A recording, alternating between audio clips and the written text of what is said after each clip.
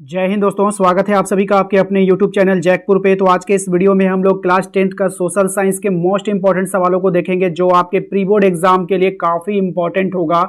और यदि आप लोग इसको अच्छे से पढ़ लेते हो, प्री बोर्ड की तैयारी आप लोग अच्छे से कर लेते हो, तो फाइनल एग्जाम में ये आपका प्लस पॉइंट बन जाएगा, यानी आप लोगों के सोने पे सुहागा हो जाएगा, है कि नहीं। तो बहुत ही अच्छा आप सेशन होने वाला है। सेट बाय सेट आपको मिलता रहेगा, जैसे कि आप देख पा रहे हैं कि आपके लिए सेट 1 लेकर आया हूँ, उसके बाद set 2, set 3, set 4, set 5, set 6, set 7। जितना मैं कोशिश करूंगा, जितना भी आप लोगों के लिए हेल्प कर पाऊँ वो मैं कर पाऊंगा आप लोगों के लिए। तो प्लीज़ आप लोग भी पूरी ईमानदारी के साथ सब लोग सबसे पहले वीडियो में कमेंट करेंगे जय हिंद। जय हिंद के कमेंट से अपना सेशन को शुरू करना है। तो चलिए शुरू करते हैं। हम देखते हैं क्या है हमारा आज का पहला सवाल।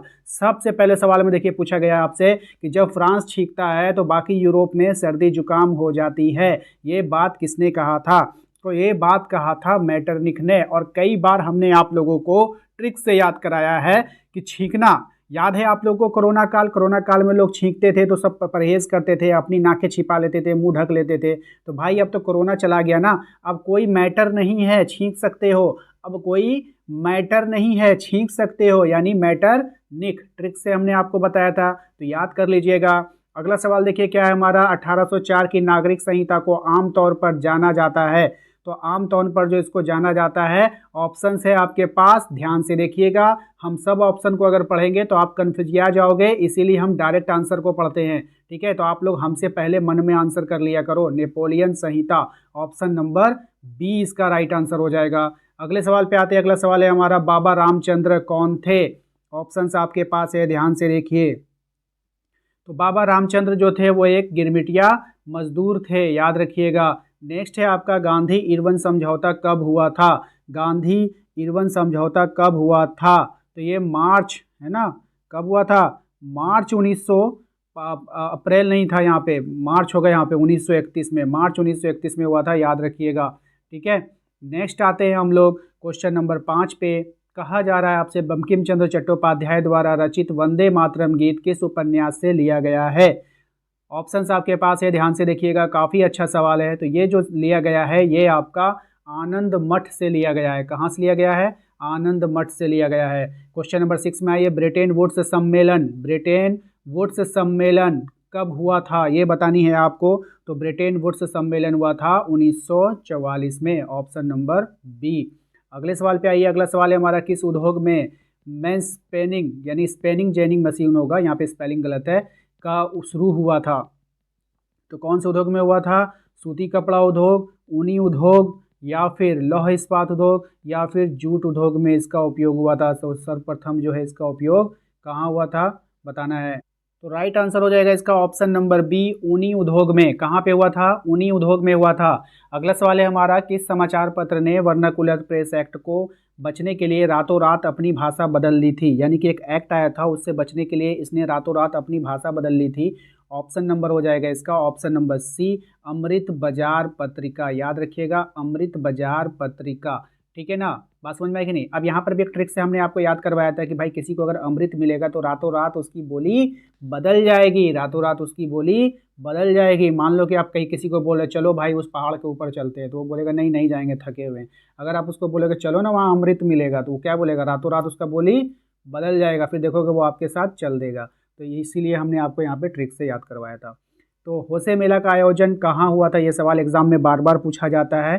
तो ये त्रिनाद है ना, त्रिनीदाद में हुआ था। ऑप्शन नंबर सी इसका राइट आंसर हो जाएगा। अगले सवाल पे आइए। अगला सवाल है हमारा क्वेश्चन नंबर 10, भारत में केनाल कॉलोनी किस प्रांत में बनाई गई है। ऑप्शंस आपके पास है, हमसे पहले आंसर कीजिए। राइट आंसर हो जाएगा आपका ऑप्शन नंबर सी, पंजाब में किया गया है। तो देखिए इसके भी हमने ट्रिक से आपको बताया था, कीपी याद रखिए या फिर पीके याद रखिए। के से केनाल, पी से पंजाब, पी से पंजाब, के से कनाल। तो आप पीके से भी याद रख सकते हो ना भाई, अगर एग्जाम में आ गया तो आपको पीके याद आना चाहिए, ठीक है।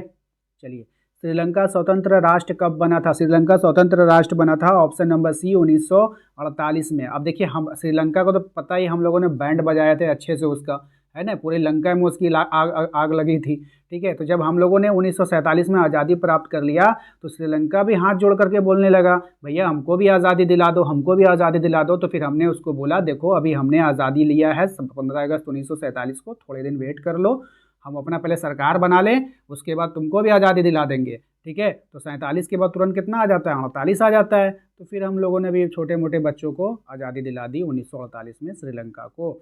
यूरोपीय संघ का मुख्यालय कहाँ है, आपको बतानी है। ऑप्शंस आपके पास हैं। यूरोपीय संघ का जो मुख्यालय होता है ब्रुसेल होता है। भैया आप मुख्यालय जा रहे हो, किसी के हेड ऑफिस जा रहे हो तो ब्रश करके जाना, मुंह से गंध नहीं आनी चाहिए, तो ब्रश से ब्रुसेल्स। अगले सवाल पे आइए, कह रहा संयुक्त राज्य अमेरिका में किस प्रकार की शासन प्रणाली है। तो भैया अमेरिका में जो शासन प्रणाली है ना, वो अध्यक्षात्मक शासन प्रणाली है। भैया वो अध्यक्ष बन के रहना चाहता है, वो छोटे मोटे काम नहीं लेगा। वो अमेरिका क्या होता है, पूरी दुनिया का अध्यक्ष बनना चाहता है ना। चलिए अगले सवाल पे आते हैं। अगला सवाल है हमारा, पंचायत राज को शक्तिशाली प्रभावी बनाने के लिए संविधान में 73वां संशोधन कब किया गया था, ये आपको बतानी है। राइट आंसर हो जाएगा आपका ऑप्शन नंबर सी, 1992 में किया गया था। सामाजिक भेदभाव किसके कारण उत्पन्न होती है, सामाजिक भेदभाव किसके कारण उत्पन्न होती है, तो राइट आंसर हो जाएगा जाति धर्म भाषा यानी उपयुक्त में से सभी, इसका राइट आंसर हो जाएगा। देखिए आज के इस वीडियो में हम आपको 2 सब्जेक्टिव क्वेश्चन दिखाएंगे ताकि आप उसका रिवीजन अपने नोट्स से कर पाएँ, ठीक है। और इम्पॉर्टेंट नोट्स के लिए आप हमारे व्हाट्सअप चैनल को फॉलो कर सकते हैं, लिंक हमने डिस्क्रिप्शन में डाल रखा है, जरूर कर लीजिएगा। हम व्हाट्सअप चैनल पे आप लोगों के लिए नोट्स प्रोवाइड करवाते हैं फ्री में। नेक्स्ट आते हैं क्वेश्चन नंबर 16 में, राजनीतिक दलों के विषय में निम्नलिखित, इसका बता दिया ना मैंने, सामाजिक भेदभाव किसके कारण उत्पन्न होता है, तो सामाजिक भेदभाव कारण जाति धर्म भाषा सभी से उत्पन्न होता है। नेक्स्ट है आपका, राजनीतिक दलों के विषय में निम्नलिखित में से कौन सा कथन सही नहीं है, यानी कि कौन सा गलत कथन है, पहचाना है। राजनीतिक दल केवल अपने सदस्यों के हितों का ख्याल रखता है, ये बिल्कुल गलत बात है, इसलिए यही हमारा आंसर हो जाएगा। वो देश के लिए भी काम करता है। फेडेकोर का संबंध किससे है, बहुत ही अच्छा सवाल। फेडेकोर का संबंध किससे है, तो पानी के निजीकरण के विरुद्ध आंदोलन हुआ था, उसी का संबंध जो है फेडेकोर से है। स्माइल इज ब्यूटीफुल की रचना किसने किया है, स्माइल इज ब्यूटीफुल की रचना किया था, यहाँ पर देखिए मेरे अनुसार से शुमाकर होना चाहिए। आप लोग कमेंट कर कर बताइए क्या ये सही आंसर है ना शुमाकर, यहाँ पे ऑप्शंस गलत है मेरे हिसाब से, तो आप लोग प्लीज़ हमें बता देना। नेक्स्ट आते हैं हम लोग क्वेश्चन नंबर 19 में, प्रोजेक्ट टाइगर कब आरंभ किया गया था, बहुत ही इंपॉर्टेंट सवाल। प्रोजेक्ट टाइगर की शुरुआत 1973 में हुआ था, याद रखिएगा। नेक्स्ट है आपका, निम्न में से कौन जल दुर्लभता का कारण है, तो जल के दुर्लभता का कारण कौन बनेगा भाई, तो देखिए आसमान का वर्षा वितरण, मान लीजिए पानी कम बरसेगा तो भी हो सकता है दिक्कत। तीव्र औद्योगिकरण करोगे भाई, शहर बनाते जाओगे तो फिर उसमें भी होगा। अधिक जनसंख्या होगा, पानी की खपत ज़्यादा होगी, तो उपयुक्त में से सभी। अब देखिए सोशल साइंस में जब कभी भी आप लोगों का एग्जाम में उपयुक्त में से सभी आ जाए तो भैया आंख बंद करके वही तो आंसर कर दीजिएगा, 4-5 नंबर आपके फ्री के मिल जाएंगे, ठीक है। चलिए अगले सवाल पे आते हैं, निम्न में से कौन एक पेय फसल है, यानी जिसको पिया जाता है, किसको पिया जाता है, तो चाय को पिया जाता है। बिल्कुल गुरुजी चाय को पीते हैं, तुम लोग भी चाय पिया करो, ठीक है। चलो अगले सवाल पे आते हैं, ज़्यादा मत पीना, ठीक है, ये भी हानिकारक होता है। कोई भी चीज़ ज़्यादा हो जाए ना, समझे कि नहीं, कोई भी चीज़ अगर ज़्यादा हो जाता है तो वो नुकसानदेह ही होता है, यानी कि वो आदत नहीं लगाना चाहिए किसी चीज़ की। सबसे कठोरतम पदार्थ कौन सा है, तो सबसे जो कठोरतम पदार्थ होता है ना, वो होता है आपका हीरा बाबू, हीरा, ठीक है। हीरा सबसे कठोर होता है, बात समझ में आई कि नहीं। अगला सवाल है हमारा, जमशेदपुर में स्थित निजी क्षेत्र में लौह इस्पात का उद्योग का नाम क्या है, तो लौह इस्पात उद्योग का जमशेदपुर में जो है वो टिस्को है। आप देखिए जमशेदपुर का जो है स्टेशन का नाम होता है टाटा, तो भैया जमशेदपुर जब भी आए तो आपको टाटा याद रखना है, तो टी यहीं पे लगा है, तो यही आंसर हो जाएगा टिस्को। भारतीय रेल परिवहन कितने क्षेत्रों में बांटा गया है, सभी ऑप्शन यहाँ पे गलत है, 17 क्षेत्रों में बांटा गया है, ऑप्शन यहाँ पे नहीं है। नेक्स्ट आते हैं हम लोग क्वेश्चन नंबर 25 पे, कह रहा है आपसे, भारत के चारों महानगरों को जोड़ने वाले सड़कों को क्या कहते हैं, बहुत ही जबरदस्त सवाल। तो भारत के सभी नगरों को जोड़ने, स्वर्णिम चतुर्भुज है ना, ऐसे जोड़ता है, 4 तरह का एक रोड होता है, सब एक दूसरे से जुड़ जाता है। मान लीजिए यहाँ पे दिल्ली है, मुंबई है, कोलकाता है, चेन्नई है, सबको जोड़ता है, तो इसको होता है स्वर्णिम चतुर्भुज।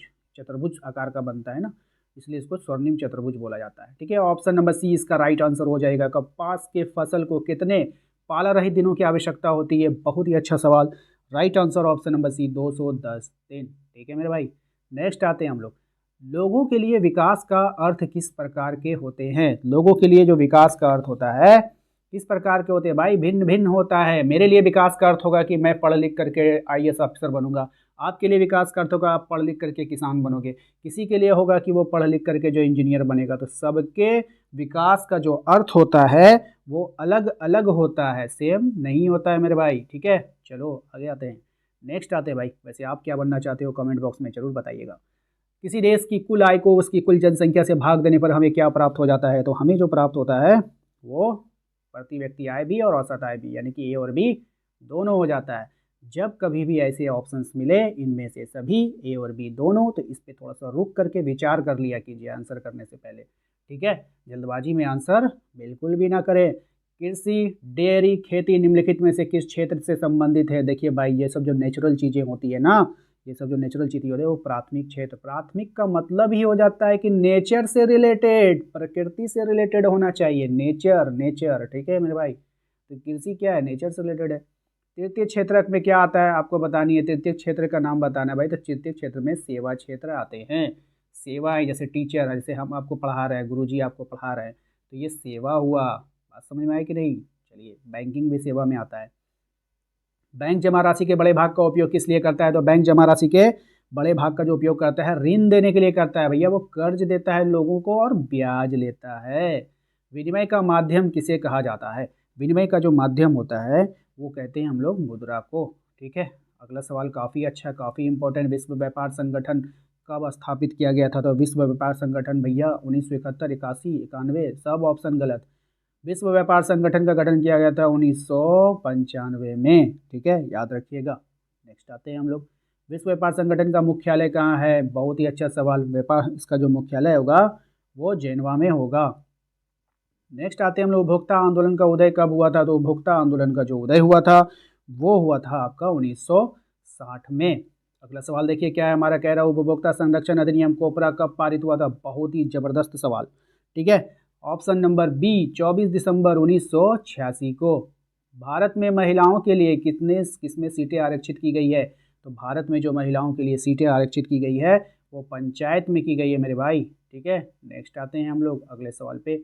अगला सवाल है हमारा कि वह व्यक्ति जो पुरुष और महिला के लिए समान अधिकार के अवसर में विश्वास करता है क्या कहलाता है? भाई, महिलाओं को क्या करना चाहिए? इज्जत देनी चाहिए, समान अधिकार देना चाहिए, तो उसको हम लोग नारीवाद बोलते हैं। क्या बोलते हैं? नारीवाद। फिलहाल ऑप्शन में मुझे नहीं दिख रहा है, तो आप लोग नारीवाद याद कर लेना। ठीक है, भारतीय जनता पार्टी का मुख्य प्रेरक सिद्धांत क्या होता है? यानी कि बीजेपी का जो सिद्धांत है वो आपको बतानी है। तो राइट आंसर समग्र मानवतावाद, ऑप्शन सी हमारा यहाँ पर राइट आंसर हो जाएगा। क्वेश्चन नंबर 14 की बात करें तो लोगों का एक संगठित समूह जिसका उद्देश्य चुनाव लड़ना और सत्ता की प्राप्ति करना होता है क्या कहलाता है? तो ये कहलाता है आपका ऑप्शन नंबर बी राजनीतिक दल। तो चलिए अब हम लोग सब्जेक्टिव क्वेश्चन को दिखा देते हैं आपको, ताकि आप लोग उसका प्रिपरेशन कर पाओ अपने प्री बोर्ड एग्जाम एंड अपने यानी प्री टेस्ट के लिए भी और अपने फाइनल एग्जाम के लिए। तो सबसे पहले यहाँ से जल्दी से आप लोग फटाक सा स्क्रीनशॉट मार लो। कल्पना दर्श किसे कहते हैं? सत्याग्रह विचार का क्या समझते हैं? किन्हीं दो राजनीतिक दलों के नाम बताना है, किन्हीं दो गैर परंपरागत ऊर्जा स्रोतों के नाम लिखना है, सड़क परिवहन की दो विशेषताएं बतानी है आपको, मुद्रा को परिभाषित करना है और बहुराष्ट्रीय कंपनियां किसे कहते हैं। तो स्क्रीनशॉट ले लीजिएगा। अगले सवाल पे आते हैं। अगला सवाल देखिए, तो 3-3 नंबर वाले सवाल है जो इंपॉर्टेंट रहेंगे आपके एग्जाम के लिए। यहाँ से जल्दी से फटाक से स्क्रीनशॉट मारिए और फिर आगे बढ़िए। फिर से स्क्रीनशॉट लीजिए। यहाँ पर सत्ता की साझेदारी किसे कहते हैं? दबाव समूह राजनीतिक दल में क्या अंतर है? खाद्य उपलब्धता तकनीक के प्रभाव को दर्शाने के लिए इतिहास के दो उदाहरण दें। बैंकों की क्रियाविधि का वर्णन करें। देखिए, आप लोग बोलते हो ना भैया इंपॉर्टेंट क्वेश्चन, इंपॉर्टेंट क्वेश्चन, भैया यही सब इंपॉर्टेंट क्वेश्चन है। ठीक है भैया, ले लो स्क्रीनशॉट। चलिए आ जाते हैं हम लोग नेक्स्ट पे। नेक्स्ट है भैया, यहाँ से भी आप लोगों को स्क्रीनशॉट मार लेना है। स्क्रीनशॉट मारने के बाद अपनी पढ़ाई में लग जाना है। ठीक है मेरे भाई। तो चलिए, ये मतलब लास्ट में देखिए आप लोग ना, आप लोग की गलती क्या है ना, जब परीक्षा के 4-5 दिन बचते हैं तो आप लोग पढ़ने बैठते हो। भाई ऐसे नहीं होता है। ठीक है, तो पढ़ाई कीजिए मन लगा करके। ठीक है ना, अभी भी 1 महीना है, रिवीजन ज़बरदस्त तरीके से कीजिए आप लोग। मिलते हैं नेक्स्ट अगले वीडियो में, नेक्स्ट पार्ट में। तो एक काम कर दीजिए आप लोग, वीडियो को लाइक कर दीजिए, चैनल पे पहली बार आए सब्सक्राइब कर लीजिएगा, व्हाट्सअप ग्रुप को और चैनल को दोनों को ज्वाइन कीजिएगा, लिंक हमने डिस्क्रिप्शन में डाल रखा है। इसके अलावा वीडियो को शेयर कीजिए दोस्तों के साथ। और आप लोग कहाँ कहाँ से देख रहे हैं प्लीज़ इस वीडियोज़ में कॉमेंट कीजिएगा अपना नाम और अपने ज़िला का नाम। मिलते हैं नेक्स्ट अगले वीडियो में। Thank you.